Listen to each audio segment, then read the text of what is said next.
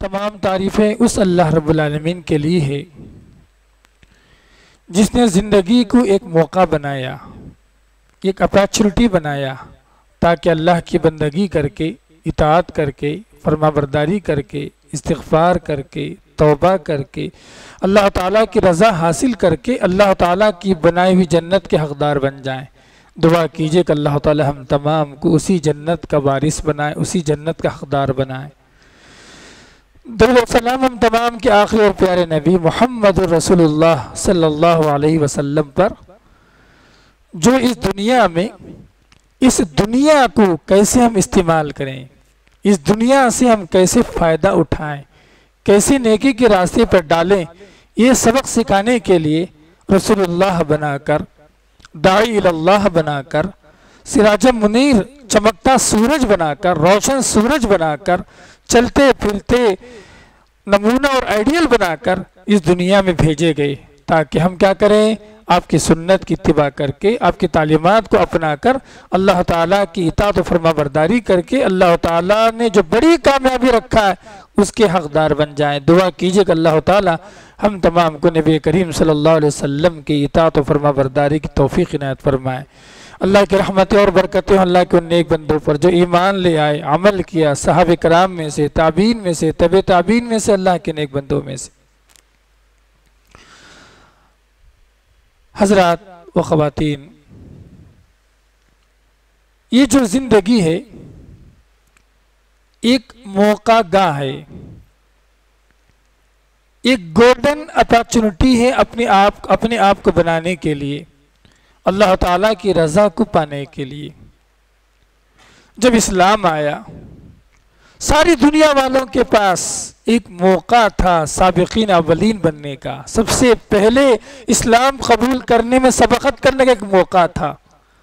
یقین رکھیں یہ موقع سب کو نہیں ملا، چنندہ افراد کو ملا، جن کی تعریف اللہ تعالیٰ نے سورہ واقعہ کی ابتدائی آیتوں میں اللہ نے فرمایا وَالسَّابِقُونَ السَّابِقُونَ أُولَئِكَ الْمُقَرَّبُونَ، سبقت کرنے والے کیا ہی خوب ہیں، سبقت کرنے والے یہی اللہ کے پاس مقرب ہیں، یہی اللہ تعالیٰ کی نعمتوں والی جنت میں رہیں گے۔ مفسرین نے لکھا ہے کہ اس آیت مبارکہ میں سبقت کرنے والے کو جو بات بتا گئی، یہ وہ لوگ ہیں جو اسلام کا جب موقع آیا تو انہوں نے اسلام قبول کرنے میں سبقت کی، اسلام لانے میں سبقت کیے، جیسے ابو بکر، جیسے خدیجہ رضی اللہ تعالیٰ عنہ، بچوں میں حضرت علی رضی اللہ تعالیٰ عنہ، غلاموں میں حضرت زید بن حارثہ۔ اسی طریقے سے ابو بکر پر اسلام لانے والے وہ 16 صحابہ کرام جس میں حضرت عثمان بن عفان رضی اللہ تعالیٰ عنہ بھی شامل ہیں، یہ وہ صحابہ کرام ہیں جو اللہ تعالیٰ نے اسلام قبول کرنے میں سبقت کا موقع دیا۔ تو زندگی ایک موقع ہے بنانے کا، زندگی ایک اپارچونٹی اپنے آپ کو جو آگے بڑھانے کا، اللہ تعالیٰ کی رضا کو پانے کا۔ جس نے اس کو فائدہ اٹھا لیا وہ کامیاب ہو جائے گا، جس نے اس کو ضائع کیا وہ برباد ہو جائے گا۔ تو یہ جمعے کا جو خطبہ آج کا موضوع وہی ہے کہ زندگی کے جو موقع ہیں، مواقع سے فائدہ اٹھائیں۔ صدیق اکبر رضی اللہ تعالیٰ عنہ صدیق کیسے بن گئے؟ زندگی میں ایک موقع ملا صداقت کا، نبی کریم صلی اللہ علیہ وسلم کی رسالت کو ماننے کا، صدیق بن گئے۔ اسی طریقے سے عشرہ مبشرہ، نبی کریم صلی اللہ علیہ وسلم نے جن صحابہ کرام کو جنت کی خوشخبری دی، ان کے لیے ایک موقع تھا زندگی میں نبی کریم صلی اللہ علیہ وسلم کی خوشخبری حاصل کرنے کا، نیکی کیے، سبقت کر گئے۔ عثمان بن عفان کو دیکھیں رضی اللہ تعالیٰ عنہ، اعلان ہوا، سب کے اعلان ہوا مسجد نبوی کے اندر، مدینہ منورہ کے اندر ایک اعلان ہوا۔ کیا اعلان ہوا؟ جو بیر روما، جو ایک یہودی کے پاس ایک کنواں تھا مدینہ کے اندر، مسلمانوں کو پانی کی بڑی تکلیف تھی، پینے کے لیے پانی خرید کر پیا کرتے تھے۔ اعلان ہوا نبی کریم صلی اللہ علیہ وسلم کا کہ جو بیر روما کو خرید کر دے گا، اللہ تعالیٰ کے پاس میں جنت کی ضمانت دیتا ہوں۔ یہ موقع سب کے لیے تھا، لیکن اللہ تعالیٰ نے عثمان بن عفان کے لیے یہ موقع دیا۔ عثمان بن عفان رضی اللہ تعالیٰ عنہ نے ایک خطیر رقم خرچ کر کے اس کنویں کو خرید کر مسلمانوں کے لیے وقف کیا۔ تو زندگی میں جو اپارچونٹی کو حاصل کر لیا، جو فائدہ اٹھا لیا، یقیناً وہ دنیا کے اندر بھی کامیاب ہوگا، آخرت کے اندر بھی کامیاب ہوگا۔ مسلم کی حدیث ہے، اللہ کے رسول صلی اللہ علیہ وسلم ایک اعلان فرمایا۔ اعلان یہ تھا کہ ایک یتیم بچہ نبی کریم صلی اللہ علیہ وسلم کی خدمت میں آیا اور کہا اللہ کے رسول، ایک کھجور کا درخت جو بازو پڑوسی یہود کا ہے، اس درخت کے مسئلے میں وہ مجھے پریشان کر رہا ہے، اس ایک درخت کے بدلے مجھے پریشانی ہو رہی ہے۔ یتیم بچہ تھا۔ اعلان ہوا، اللہ کے رسول نے کہا کہ جو شخص اس ایک درخت کو خرید کر اس یتیم بچے کے لیے وقف کرے گا، دے دے گا، میں اس کے لیے جنت کی ایک کھجور کے درخت کی ضمانت دیتا ہوں۔ جو دنیا میں ایک کھجور کا درخت خرید کر دے گا، میں اس کے لیے جنت کی ایک کھجور کے درخت کی جو ضمانت دیتا ہوں۔ مسلم کی حدیث ہے، تمام بیٹھے ہوئے تھے مجلس میں، اس میں ابو دہدہ رضی اللہ عنہ موجود تھے اسی مجلس میں۔ دیکھیے آپ، زندگی میں موقع ملا جنت کو پانے کا، پوری جنت نہ صحیح، کم سے کم جنت کے ایک کھجور کے درخت کو پانے کا۔ ابو دہدہ رضی اللہ تعالیٰ عنہ مجلس ختم ہوئی، گئے یہود کے پاس، کہا کہ میرے پاس مدینے کے اندر 600 کھجور کا درخت والا باغ، جس میں میرا گھر بھی ہے، جس میں میرے پاس پانی کی سہولت ہے، ایسا کرو وہ 600 کھجور کا درخت پلس گھر پلس پانی، یہ سب کا سب لے لو، اور وہ ایک کھجور کا درخت جو نبی کریم صلی اللہ علیہ وسلم نے جس کی ضمانت دی ہے، وہ اس یتیم بچے کے دے دو۔ ڈیل ہو گئی، معاملہ پکا ہو گیا۔ ابو دہدہ رضی اللہ تعالیٰ عنہ اپنے گھر کے پاس گئے، اندر نہیں گئے، باہر سے آواز لگائی، یا ام دہدہ، اے دہدہ کی ماں باہر نکل، میں جنت ایک بہترین سودا کر کر آیا ہوں، ایک بہترین ڈیل کر کر آیا ہوں جس میں کوئی نقصان نہیں۔ پوچھا ماجرا کیا ہے؟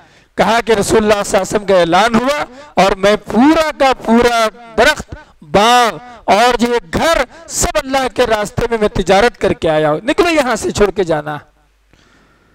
شارحین حدیث نے لکھا ہے کہ مسجد مدینہ منورہ کے باہر ایک علاقہ تھا آوا علی، باہر آؤٹر، مدینہ کا آؤٹر اس زمانے کا، وہاں پر ابو دہدہ رضی اللہ تعالیٰ عنہ کرائے کے مکان میں رہ رہے تھے، یہاں تک کہ عمر بن خطاب کے زمانے میں جب عمر بن خطاب کو معلوم پڑا کہ ابو دہدہ پریشان ہے، تو جو بیت المال سے ان کے لیے وظیفہ جاری کیا، اور عمر بن خطاب ہی کے زمانے میں ابو دہدہ رضی اللہ عنہ اسی کرائے کے مکان پر ان کا انتقال ہو گیا۔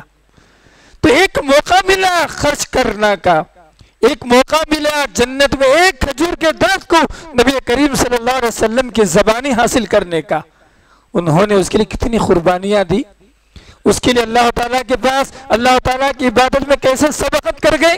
تو بتانا یہ چاہتا ہوں میں کہ زندگی میں جس کو موقع ملا وہ فائدہ اٹھا لیا، وہ کامیاب ہو گیا۔ ترمذی کی حدیث، اللہ کے رسول نے فرمایا بادروا بالاعمال فتنا، کہا کہ فتنوں کے آنے سے پہلے، فتنوں کے آنے سے پہلے نیک اعمال میں سبقت کر جاؤ۔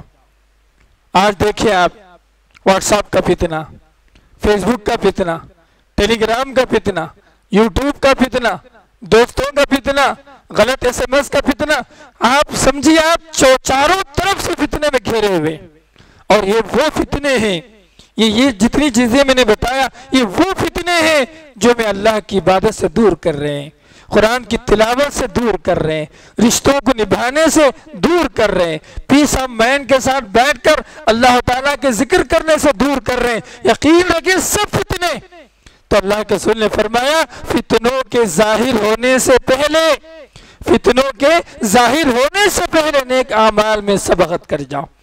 یہ جو موقع، یہ جو اپارچونٹی، یہ جو اللہ تعالیٰ نے راحت دیا، یہ جو امن دیا، یہ جو عافیت دیا، اس کو فائدہ اٹھا لو۔ خود اللہ کے رسول مثال دیتے ہیں کہ ایک وقت ایسا آئے گا کہ ایک آدمی صبح میں مومن رہے گا، شام میں کافر ہو جائے گا، اور شام میں مومن رہے گا، صبح میں کافر بن جائے گا۔ اتنے سارے فتنے رونما ہو جائیں گے، اس سے پہلے نیک اعمال میں سبقت کر جاؤ۔ احمد بن حنبل کی حدیث ہے، بڑی مشہور حدیث، اللہ کے رسول نے فرمایا اغتنم خمسا قبل خمس، 5 چیزوں کو 5 چیزوں سے پہلے غنیمت جانو۔ جی، صحت کو غنیمت جانو بیماری آنے سے پہلے، جوانی کو غنیمت جانو بڑھاپا آنے سے پہلے، فرصت کو غنیمت جانو مشغولیت کے آنے سے پہلے، اور اسی طریقے سے اپنی پوری زندگی کو غنیمت جانو موت آنے سے پہلے۔ اللہ اکبر، یہ اپارچونٹی، یہ زندگی ایک موقع ہے فائدہ اٹھانے کا، نیکی کرنے کا، جو آدمی فائدہ اٹھا لیا سابقین اولین میں ہو گیا۔ چلتے ایک بڑی بات آپ کو بتانا چاہتے ہیں، وہ یہ اکثر لوگوں کی ایک بیماری ہے ہم سب کے پاس۔ بیماری کیا ہے؟ کل کر لوں گا، بعد میں کر لوں گا۔ صوفہ کی بیماری، صوفہ کے معنی کہ بعد میں کر لوں گا، کل کر لوں گا۔ جوان ہے تو بوڑھا ہونے کے بعد کر لوں گا، میں داڑھی رکھ بنے ابھی بعد میں کر لوں گا، صدقہ و خیرات نے بعد میں کر لوں گا۔ ایسے جو بعد میں کرنے والا کون لوگ ہیں؟ لوگ یہ وہ لوگ ہیں جو اپنی زندگی کو بیکار کر رہے ہیں، اپنی زندگی کو ضائع کر رہے ہیں۔ جو موقع اللہ تعالیٰ ہم سب کے لیے عنایت کیا ہے اس موقع سے فائدہ اٹھانا نہیں چاہتے، یہی وہ لوگ ہیں جو کہتے ہیں کہ جو بعد میں کر لیں۔ قرآن حکیم میں اللہ تعالیٰ نے دو مثالیں بیان فرمائی۔ سورہ مومنون میں اللہ نے فرمایا، آخری آیتوں میں سورہ مومنون کے آخری رکوع میں اللہ نے فرمایا حَتَّى إِذَا جَاءَ أَحَدَهُمُ الْمَوْتُ، ایک آدمی کہہ رہا میں بعد میں کر لوں گا، بعد میں کر لوں گا، بعد میں کر لوں گا، نماز بعد میں پڑھ لوں گا، صدقہ و خیرات بعد میں کر لوں گا، یہ فلاں کام بعد میں کر لوں گا، یہاں تک کہ موت آ گئی۔ حَتَّى إِذَا جَاءَ أَحَدَهُمُ الْمَوْتُ، جیسے موت کے فرشتوں کو دیکھا، کہہ رہا ہے، دعا کر اللہ کے پاس، گڑ گڑا رہا ہے، رب ارجعون، اے اللہ مجھے واپس بھیج دے، ایک چانس دے دے، ایک موقع دے دے، رب ارجعون، یا اللہ تو مجھے واپس دے دے، لعلی اعمل صالحا، تاکہ میں جا کے نیک اعمال کر کے آؤں۔ دیکھیے آپ، جو آدمی موت تک اس کو موقع تھا سب کچھ کرنے کا، اللہ کو خوش کرنے کا، توبہ کرنے کا، استغفار کرنے کا، اللہ کے راستے میں دینے کا، رشتوں کو جو جوڑنے کا، جو ناراضگی ہوگی دور کرنے کا، اتنے مواقع تھے، آدمی سستی میں لگا رہا یہاں تک کہ موت آ گئی۔ اب کہہ رہا ہے یا اللہ رب ارجعون، اے اللہ تو مجھے واپس جانے کا ایک موقع دے، لعلی اعمل صالحا، تاکہ میں جو ہے نیک اعمال کر کے، صالح اعمال کر کے آ جاؤں۔ کلا، اللہ تعالیٰ کا ہرگز نہیں، نو موقع، ابھی کوئی چانس نہیں، ابھی کوئی اپارچونٹی نہیں، جو اپارچونٹی ملی تھی لائف کی، زندگی کی، وہ تو ختم ہو گئی، اب کوئی موقع نہیں۔ یہ کون سی آیتیں ہیں؟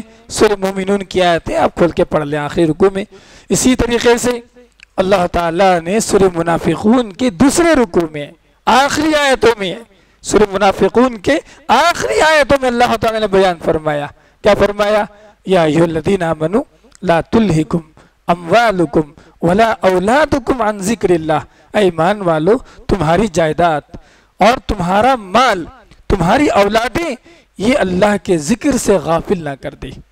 تو یہ جو موقع ہے اللہ نے جو دیا اس کو بیکار نہ کر دے سب چیزیں۔ جو کوئی ایسا کرے گا نقصان اٹھانے والوں میں سے ہو جائے گا۔ وَأَنفِقُوا مِمَّا رَزَقْنَاكُمْ، خرچ کرو جو کچھ ہم نے تمہیں عنایت کیا، من قبل ان یأتی احدکم الموت، قبل اس کے کہ موت اس کے پاس آ جائے۔ پھر کیا ہوگا؟ فیقول ربی، کہے گا بندہ، کیا کہے گا؟ ربی لولا اخرتنی الی اجل قریب، اے اللہ ایک چھوٹی سی قریب کی مدت کی تو مہلت دے دے، میں کیا کروں گا؟ فَأَكُنْ فَأَصَّدَّقَ وَأَكُنْ مِنَ الصَّالِحِينَ، ایک تھوڑا قریب کی مدت کا موقع دے دے، میں صدقہ و خیرات کر کے نیک و صالح بن کے واپس آؤں گا۔ منافقون کیا آتے ہیں؟ کھول کے پڑھ لیں آپ۔ یہ دونوں آیتوں میں کن لوگوں کا ذکر ہو رہا ہے؟ یہ وہ لوگ ہیں جو دنیا میں سستی میں پڑے ہوئے ہیں، یہ وہ لوگ ہیں جو غفلت میں پڑے ہوئے ہیں، یہ وہ لوگ ہیں جو ہاتھ میں اللہ تعالیٰ نے جو موقع دیا اس کو چھوڑ کر کوئی اور موقع کی تلاش میں ہیں۔ اللہ تعالیٰ نے جو جوانی دی، جوانی کو چھوڑ دیے، اب بڑھاپے کے انتظار میں ہیں، صحت مند زندگی کو چھوڑ کر بیماری کے انتظار میں ہیں۔ جی مصروفیت آنے جی جو اللہ تعالیٰ نے فراغت کے ساتھ رکھا ہے اس کو چھوڑ کر مشغولیت کے انتظار میں، یہ سب کے سب کیا ہے؟ خرابی کی علامت ہے۔ صحابہ کرام کی زندگی دیکھ لیں آپ، صحابہ کرام کی زندگی دیکھ لیں آپ کہ نبی کریم صلی اللہ علیہ وسلم کا کوئی موقع، کوئی اپارچونٹی کبھی ضائع نہیں کیا کرتے تھے۔ عبداللہ بن عمر رضی اللہ تعالیٰ عنہما کی بڑی پیاری حدیث ہے، بڑی پیاری نصیحت، وہ کہا کرتے تھے اذا اصبحت فلا تنتظر المساء، کہا کہ جب صبح کر لو تو شام کا انتظار نہ کرنا۔ سورج نکل آیا، ہماری آنکھیں کھل گئی، پورا جسم کام کر رہا ہے، الحمدللہ ہم اٹھے، جی پیر ہل رہا ہے، آنکھیں ہل رہی ہیں، کان کام کر رہا ہے، دل دھڑک رہا، جی اندر کے جتنے آرگن سے اعضاء ہیں سب ورک کر رہے ہیں، الحمدللہ۔ تو کہا کہ جب تم صبح کر لو تو شام کا انتظار نہ کرنا کہ شام میں توبہ کر لوں گا، شام میں نماز پڑھ لوں گا، بعد میں بھوک نہیں، کیوں؟ ہو سکتا ہے کہ یہ سورج کے ڈوبنے سے پہلے ہماری زندگی ڈوب جائے، سورج کے ڈوبنے سے پہلے ہماری زندگی ختم ہو جائے، جی روشنی ختم ہونے سے پہلے دنیا سے ہماری روح نکل جائے، تو انتظار نہ کرنا۔ اسی طریقے سے وَإِذَا أَمْسَيْتَ، جب تم شام کر لو فَلَا تَنْتَظِرِ الصَّبَاحَ، صبح کا انتظار نہ کرنا۔ کتنی پیاری نصیحت ہے۔ کیا بتانا چاہتے عبداللہ بن عمر رضی اللہ تعالیٰ عنہ کہ صبح جو موقع ملا شام کے انتظار میں ضائع نہ کرو، شام کا جو موقع ملا، رات جو موقع ملا ہم کو عبادت کے لیے، توبہ کے لیے، استغفار کے لیے، اس صبح کے انتظار میں ضائع نہ کرو۔ کتنی پیاری نصیحت ہے، کتنی جامع نصیحت ہے، جس میں اللہ کے حضرت عبداللہ بن عمر رضی اللہ تعالیٰ عنہ نے ہم سب کو بتایا۔ لہذا مسلمانوں، اس زندگی کو غنیمت جانو، آج کے دن کو غنیمت جانو، آج کے وقت کو غنیمت جانو۔ ابھی رمضان آ رہا ہے تو رمضان کو غنیمت جانو۔ انشاءاللہ دوسرے خطبے میں اسی پر بات ہوگی کہ رمضان کو کیسے غنیمت جانے۔ تو لہٰذا اللہ تعالیٰ سے میں دعا کرتا ہوں کہ بولنے والا مجھے، سننے والے ہم تمام کو اس زندگی کو غنیمت جان کر اللہ تعالیٰ کی بندگی کرنے والا اللہ تعالیٰ ہم تمام کو بنائے۔ اللہ تعالیٰ ہم سب کی مغفرت فرمائے، اللہ تعالیٰ ہم سب کے گناہوں کو معاف فرمائے، جب تک رکھے ایمان اسلام کے ساتھ رکھے، جب اٹھا لے ایمان کی حالت میں اٹھا لے۔ ربنا آتنا فی الدنیا حسنہ وفی الآخرۃ حسنہ وقنا عذاب النار۔ اقول قولی ھذا استغفر اللہ لی ولکم ولسائر المسلمین وآخر دعوانا الحمد للہ رب العالمین۔ بسم اللہ، الحمد للہ، والصلاة والسلام علی رسول اللہ وعلی من والاه، اما بعد۔ یقیناً اللہ تعالیٰ کی ایک بڑی رحمت اور نعمت یہ ہے کہ اللہ تعالیٰ ہم سب کے لیے رمضان کا مبارک مہینہ ایک موقع اللہ تعالیٰ ہم سب کو دینے والا ہے۔ ایک منٹ سوچ کے دیکھیں، یہ رمضان کا جو موقع ہمیں ملنے والا ہے، کتنے ایسے ساتھی ہیں جو گزشتہ رمضان میں ہمارے ساتھ تھے، کتنے ایسے رشتہ دار ہیں، جان پہچان کے لوگ ہیں، ملانے والے تھے جو گزشتہ رمضان میں ہمارے ساتھ تھے، لیکن اس رمضان میں ہمارے ساتھ نہیں۔ تو یہ موقع یقیناً اللہ تعالیٰ کی بڑی نعمتوں میں سے ایک نعمت ہے جو اللہ تعالیٰ نے ہم سب کے لیے دیا۔ تو کرنا کیا چاہیے؟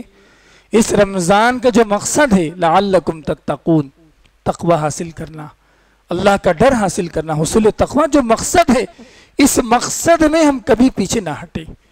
اس رمضان کو متقی بنانے کے لیے اللہ تعالیٰ نے جو بھیجا ہے اس سے فائدہ اٹھا لے۔ بہت ساری چیزیں ہیں جو رمضان میں کیا جا سکتا ہے، اعمال رمضان میں۔ ایک سب سے پہلی بات یہ قیام اللیل، رات کی نماز، تہجد کی نماز، رات کی نماز، تراویح کی نماز، اس کو ضائع نہ کریں۔ ہوتا کیا 3 دن لوگ نماز پڑھتے ہیں، چوتھے دن سے آدھی مسجد خالی ہو جاتی، اور 10ویں دن سے جو پونی مسجد ختم ہو جاتی، پھر کیا ہوتا ہے آخری 3 دنوں میں پھر لوگ جو ہے مسجدوں میں آنا شروع کر دیتے۔ ایسی بات نہیں، بڑی پیاری حدیث بخاری کی موقع ہے، دیکھیے آپ، اللہ تعالیٰ کی مغفرت کو پانے کا ایک موقع ہے رمضان میں۔ کیا موقع؟ اللہ کے رسول نے فرمایا من قام رمضان ایمانا و احتسابا غفر له ما تقدم من ذنبه۔ بخاری کی حدیث ہے، اللہ کے رسول فرماتے ہیں جو شخص ایمان کی حالت میں ثواب کی نیت سے رات کی نماز کی پابندی کیا، قیام اللیل کی پابندی کیا، اللہ تعالیٰ اس کے پچھلے گناہوں کو معاف فرما دے گا۔ سبحان اللہ، مغفرت پانے کا ایک بہترین موقع ہے قیام اللیل کا اہتمام کرنا۔ نبی کریم صلی اللہ علیہ وسلم قیام اللیل کا بڑا اہتمام کرتے تھے۔ ماں عائشہ کی مشہور حدیث ہے، شاید آپ کو یاد ہوگی، کہ اللہ کے رسول صلی اللہ علیہ وسلم رمضان ہو یا غیر رمضان، اللہ کے رسول صلی اللہ علیہ وسلم 11 رکعت سے زیادہ نماز نہیں پڑھتے تھے۔ حدیث میں آپ نے پڑھا ہوگا، اسی حدیث میں کہ نبی کریم صلی اللہ علیہ وسلم کی جو 4 رکعت پڑھتے تھے اس کی لمبائی کے بارے میں مت پوچھنا، اس کی جو طول اور جو خوبصورتی کے بارے میں نہ پوچھنا۔ اللہ کے رسول صلی اللہ علیہ وسلم بہت ہی طویل لمبی نماز اللہ کے رسول صلی اللہ علیہ وسلم پڑھا کرتے تھے۔ ایک موقع ہے اللہ تعالیٰ کی مغفرت کو پانے کا، قیام اللیل کا اہتمام کا۔ چلے دوسری بات یہ سحری کا وقت ہے۔ سحری کا وقت ایک بہترین موقع ہے اللہ تعالیٰ سے معافی مانگنے کا۔ سورہ زاریات میں اللہ تعالیٰ نے ان ایمان والوں کی تعریف فرمائی، سبحان اللہ، ان ایمان والوں کی تعریف فرمائی جو سحری کے وقت میں استغفار میں لگے رہتے، وَبِالْأَسْحَارِ هُمْ يَسْتَغْفِرُونَ، کہ سحری کے اوقات میں استغفار کرتے ہیں۔ کیوں؟ سحری کے وقت میں اللہ تعالیٰ آسمان دنیا پر آتا، اعلان ہوتا ہے حل من مستغفر استغفر لہو، کیا کوئی معافی مانگنے والا جس کو میں معاف کر دوں؟ آسمان سے اعلان ہوتا، نبی کریم صلی اللہ علیہ وسلم نے فرمایا اللہ اعلان فرماتا آسمان دنیا پر۔ اتنی بڑی کوئی مجبور انسان ہے جس کی مجبوری کو میں دور کر دوں، کوئی مانگنے والا جس کو یہ سنا جاؤ، آسمان سے اعلان ہوتا۔ تو لہٰذا ایک بہترین موقع ہے دعا کی قبول کرانے کا، اللہ سے، اللہ تعالیٰ سے مانگنے کا، استغفار کرنے کا ایک بہترین موقع ہے سحری کا۔ اس کو ضائع نہ کریں۔ رات بھر پتہ نہیں لوگ جو شاپنگ میں اتنا مشغول رہتے ہیں، حریص کی دکانوں پر بھیڑ لگا کر کھڑے رہتے ہیں اور نکڑوں پر دوستوں کے ساتھ گپ شپ میں لگے رہتے ہیں، وقت ہی نہیں لگتا۔ سحری کے وقت آتے آتے نیند آ جاتی ہے، نیند کا غلبہ آ جاتا ہے۔ بہت سارے لوگ تو بغیر سحری کھائے بھی سو جاتے، فجر کی نماز پڑھے بغیر بھی سو جاتے۔ نہیں، یہ موقع ضائع نہیں کرنا، اپنی عادتیں خراب نہیں کرنا۔ اللہ تعالیٰ کی مغفرت سے بڑھ کر کوئی اور بڑی نعمت نہیں ہے رمضان کے اندر یا غیر رمضان، کبھی بھی بہت بڑی نعمت اللہ تعالیٰ کی مغفرت کو پانا۔ چلیے سحری ہو گئی، اللہ تعالیٰ کے ایک موقع دیا، استغفار کا بھی جو بتایا میں، سحری کھائیں، یہ بھی حصول برکت کا ذریعہ۔ اللہ کے رسول نے فرمایا تسحروا، کہا کہ تم سحری کا انتظام کرو، فإن فی السحور برکہ، کیونکہ اللہ تعالیٰ نے سحری کھانے میں برکت کو رکھا۔ کچھ بھی آپ کھائیں برکت ہے اس میں، حصول برکت کا ایک موقع ہے سحری کھانا، سبحان اللہ، اس کو ضائع نہ کریں۔ اسی طریقے سے ایک بڑی پیاری حدیث ہے، اللہ کے رسول نے فرمایا جو شخص عشاء کی نماز با جماعت پڑھے اور فجر کی نماز با جماعت پڑھے، جو شخص عشاء کی نماز با جماعت پڑھے اور فجر کی نماز با جماعت پڑھے، اللہ تعالیٰ پوری رات کے قیام کا ثواب دے گا۔ ایک موقع ہے پوری رات کا یہ عبادت کر کے ثواب حاصل کرنے کا، اس کو ضائع نہ کریں، ٹھیک ہے، اس کو بھی بڑا اہتمام کریں۔ اس کے بعد چلتے ہیں فجر کی نماز۔ فجر کی نماز ہو گئی، فجر کی نماز کے بعد سورج نکلنے تک جو وقت ہے تقریباً 40 منٹ، آدھا گھنٹہ، 1.5 گھنٹہ تقریباً جو ہے، یہ جو وقت ہے، یہ جو سورج نکلنے تک کا جو وقت ہے، یہ بھی بڑا بابرکت وقت ہے۔ ایک موقع ہے عمرہ کا ثواب حاصل کرنے کا، ایک موقع ہے جی جنت جو ہے حج کا ثواب حاصل کرنے کا۔ بڑی پیاری حدیث ہے، اللہ کے رسول نے فرمایا جو شخص فجر کی نماز با جماعت نماز پڑھے اور نماز کے بعد انتظار میں، کب تک؟ جب تک سورج نہ نکلے، انتظار میں، ذکر میں، دعا میں، جی تلاوت میں لگا رہے، اور اس کے بعد اشراق کی 2 رکعت نماز پڑھ لے۔ سورج نکلنے کے بعد 2 رکعت نماز پڑھ لے۔ امام البانی رحمہ اللہ کے اس حدیث کی صحت کے بتاتے ہوئے کہتے ہیں کہ حدیث تو صحیح ہے، اور اللہ کے رسول نے فرمایا کہ جو شخص 2 رکعت نماز پڑھ لے اشراق کی یا چاشت کی، اللہ تعالیٰ مکمل ایک عمرے کا اور مکمل ایک حج کا ثواب اللہ تعالیٰ عنایت فرمائے گا۔ سبحان اللہ، ایک موقع ہے ایک عمرے کا ثواب حاصل کرنے کا، اس کی تربیت حاصل کرنے کا، ایک موقع ہے ایک مکمل حج کے ثواب حاصل کرنے کا، اس کو ضائع نہ کریں۔ اسی طریقے سے اور ایک حدیث بھی اللہ کے رسول نے فرمایا کہ جو شخص چاشت کی نماز کا اہتمام کرے، چاشت کی نماز کا اہتمام کرے، اس کا فائدہ یہ ہے کہ اللہ تعالیٰ 360 جو جوڑیں اس کے بدلے صدقہ ہوگا، کہ اللہ کے رسول نے فرمایا کہ ہر ابن آدم پر 360 جوڑوں پر صدقہ، اور صدقہ ہے کہ 2 رکعت یا 4 رکعت یا 8 رکعت نماز چاشت کی نماز پڑھ لیں، تو یہ فائدہ ہے اپنی تمام جو نعمتیں اللہ تعالیٰ نے عنایت فرمائے اس کی طرف سے صدقہ ادا کرنے کا۔ کتنے بہترین موقع، یہی بات نہیں۔ چلے روزہ رکھنا بھی کیا ہے؟ مغفرت کو پانے کا ذریعہ۔ بخاری کی بڑی مشہور حدیث ہے، اللہ کے رسول نے فرمایا من صام رمضان ایمانا و احتسابا غفر له ما تقدم من ذنبی، کہا کہ جو شخص رمضان کے روزے رکھے ایمان کی حالت میں ثواب کی نیت سے، اللہ تعالیٰ اس کے پچھلے گناہوں کو اللہ تعالیٰ معاف فرما دے گا۔ تو ایک بہترین موقع ہے روزہ رکھ کر اللہ تعالیٰ سے مغفرت کو حاصل کرنا۔ اسی طریقے سے تلاوت کرنا یہ بھی رمضان کے اندر ایک مخصوص عبادت ہے، کیونکہ اللہ کے رسول صلی اللہ علیہ وسلم جس سال آپ کی وفات ہوئی، آخری سال، آپ کی زندگی کا آخری سال رمضان جب آیا، جب علیہ الصلوۃ والسلام 2 مرتبہ آسمان سے تشریف لائے اور مکمل 2 مرتبہ نبی کریم صلی اللہ علیہ وسلم قرآن کی تلاوت فرمائے، قرآن پڑھ کے سنائے۔ جب علیہ الصلوۃ والسلام کا حدیث کی کتابوں میں حدیث ہم دیکھتے ہیں، تو یہ اہتمام ہے رمضان کے مہینے میں تلاوت کا، قرآن کا مہینہ، اسی مہینے میں قرآن کو اتارا گیا، تو لہٰذا اس کو ضائع نہ کریں، اس کو بیکار نہ کریں، اس کو ٹائم پاس میں نہ کریں۔ ہر نماز کے بعد اگر پارہ پڑھیں گے آپ بہت آرام کے ساتھ، دن میں 1 پارہ بہت ہی آسانی کے ساتھ پڑھ لیں گے تو 30 دن میں 30 پارے ہو جائیں گے۔ جی آپ روزانہ ہر نماز کے بعد آدھا پارہ اگر آپ پڑھتے ہیں تو یقین رکھیے کہ 2 قرآن آپ ختم کر سکتے ہیں۔ حدیث کی روشنی میں 3 قرآن تو آپ پڑھ سکتے ہیں آرام کے ساتھ، 7 دن میں 1 قرآن، تو اس طریقے سے 4 قرآن تو بہت آرام کے ساتھ، بہت ہی آسانی کے ساتھ ہم پڑھ سکتے ہیں۔ تو لہٰذا یہ جو قرآن پڑھنے کی جو برکت ہے، قرآن کے ساتھ جو وقت گزارنے کی جو برکت ہے، یہ حاصل کریں، اس کو ضائع اور بیکار ہرگز نہ کریں۔ چلے آخری بات آج کے جمعے کے خطبے کی، وہ بات یہ ہے، اسی طریقے سے اللہ تعالیٰ رمضان میں کوئی آدمی چاہتا ہے کہ 83 سال 83 ایئرس عبادت کا ثواب حاصل کرے، تو بہت آسان کام یہ ہے کہ طاق راتوں میں جا کر آخری عشرے میں پھر طاق راتوں میں جا کر شب قدر کو حاصل کریں، اور شب قدر جس کو مل گئی یقین رکھیے کہ اس کو 83 سال 83 ایئرس 1000 مہینوں کا ثواب اس کو ملنے والا، 1000 مہینوں کا ثواب اس کو ملنے والا، اس کو حاصل ہونے والا۔ جیسے کہ سورہ القدر میں اللہ تعالیٰ نے بیان فرمایا اِنَّا أَنزَلْنَاهُ فِي لَيْلَةِ الْقَدْرِ وَمَا أَدْرَاكَ مَا لَيْلَةُ الْقَدْرِ لَيْلَةُ الْقَدْرِ خَيْرٌ مِّنْ أَلْفِ شَهْرٍ، کہ قدر والی رات، شب قدر، یہ جو قدر والی رات ہے 1000 مہینوں سے بہتر رات ہے۔ اس میں فرشتے نازل ہوتے ہیں اور جبریل علیہ السلام نازل ہوتے ہیں، جی سلامتی اترتی دنیا کے اندر فجر کے طلوع ہونے تک۔ جو سورۃ القدر میں بات بیان فرمائی گئی، اس کے حقدار بھی ہم بن سکتے ہیں، اس کا ثواب حاصل کرنے کا جو موقع ہے اس سے بھی ہم فائدہ اٹھا سکتے ہیں۔ بہرحال یہ پورے خطبے کا خلاصہ کیا ہے؟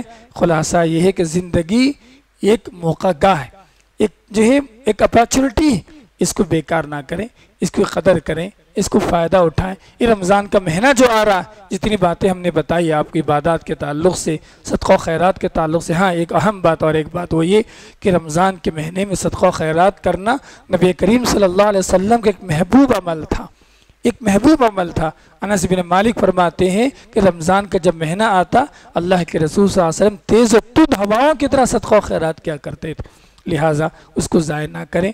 اللہ تعالیٰ سے دعا کرتا ہوں بولنے والا مجھے، سننے والے ہم تمام کو اللہ تعالیٰ ان تمام باتوں پر عمل کی توفیق عنایت فرمائے۔ اللہ تعالیٰ ہم سب کو موقع کو غنیمت جان کر عبادات میں آگے بڑھنے والا اللہ تعالیٰ ہم تمام کو بنائے، اور اللہ تعالیٰ ہم سب کی حفاظت فرمائے۔ اللہ تعالیٰ ہم سب کو امن و امان کے ساتھ، صحت و عافیت کے ساتھ رکھے۔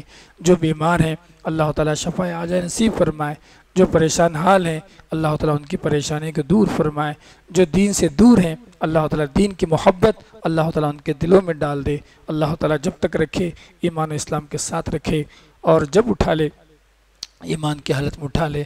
ربنا آتنا فی الدنیا حسنہ وفي الآخرة حسنة وقنا عذاب النار ربنا ظلمنا أنفسنا وإن لم تغفر لنا وترحمنا لنكونن من الخاسرين فأعوذ بالله من الشيطان الرجيم إن الله وملائكته يصلون على النبي يا أيها الذين آمنوا صلوا عليه وسلموا تسليما اللهم صل على محمد وعلى آل محمد كما صليت على إبراهيم وعلى آل إبراهيم إنك حميد مجيد اللهم بارك على محمد وعلى آل محمد كما باركت على إبراهيم وعلى آل إبراهيم إنك حميد مجيد عباد الله رحمني ورحمكم الله أوصيكم وإياي بتقوى الله إن الله يأمر بالعدل والإحسان وإيتاء ذي القربى وينهى عن الفحشاء والمنكر والبغي يعظكم لعلكم تذكرون اذكروا الله يذكركم وادعوه يستجب لكم ولذكر الله تعالى أعلى وأعز وأجل وأتم وأكبر